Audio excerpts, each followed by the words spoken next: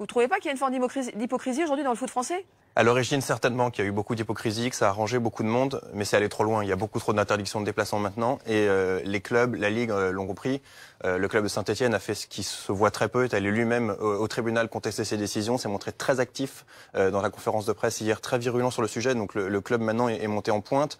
Le club qui dit d'ailleurs, restez chez vous, hein, regardez le match à la télé, n'allez pas au match. Oui, le club conteste l'interdiction de déplacement, mais n'invite évidemment pas les supporters à se déplacer contre les lois actuelles, ce qui est tout à fait raisonnable.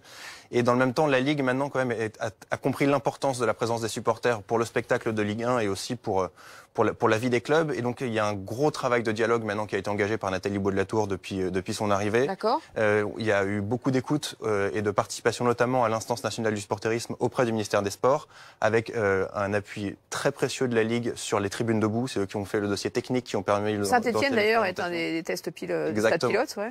La Ligue est aussi moteur sur la formation des référents supporters qui sont maintenant dans chaque club et qui, à terme, par leur formation, seront capables dans les réunions de sécurité en préfecture de rassurer le préfet, de lui transmettre plus d'informations.